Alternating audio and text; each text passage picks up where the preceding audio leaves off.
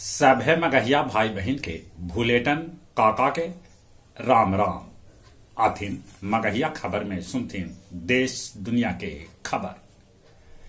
लाल दुहोमा लेलन मिजोरम में सीएम पद के शपथ। टीएमसी सांसद महुआ मोइत्रा के लोकसभा सदस्यता होल खत्म।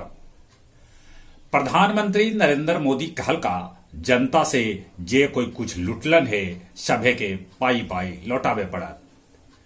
राजगीर में मगध साहित्य प्रेरणा उत्सव आज और कल मनावल जाए।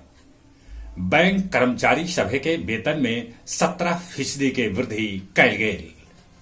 बीपीएससी दोसर का चरण के शिक्षक भर्ती परीक्षा में दोसर के बदले दोसर कोई परीक्षा दे कैकन अभ्यर्थी धरेलन। बिहार में पंचायत के 1675 सीट पर होने वाला चुनाव लेल नामांकन आज से। देश के कर्नाटक, गुजरात, मेघालय, आसाम में भूकंप के झटका महसूस कैल गए। जूनियर महमूद के कैंसर से लड़ाई आखिरकार हो गई मौत। सीवान के डीओ मिथिलेश कुमार के घर और ऑफिस पर छापा पड़ल। 16 लाख रुपया नगद के साथे 1.88 करोड़ के अवैध संपत्ति के चलल पता। रूसी राष्ट्रपति पुतिन लड़तन 2024 में होवे वाला राष्ट्रपति चुनाव। अमेरिकी दूतावास पर बगदाद में रॉकेट से होयल हमला। इंडोनेशिया के राजधानी 2.5 दशक में 16 फीट नीचे धंस गए। 14 दिसंबर से शुरू हुए गया जी में मिनी पितृपक्ष मेला 14 जनवरी तक चला।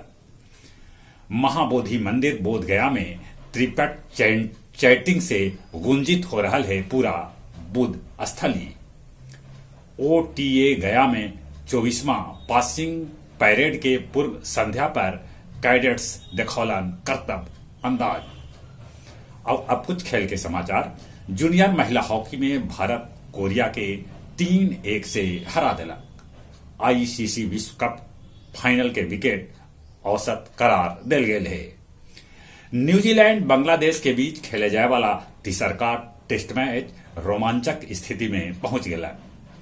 WPL खिलाड़ी के नीलामी आज मुंबई में। चले एक बार फिर से अपने सभे के भूलेटन काका के राम राम।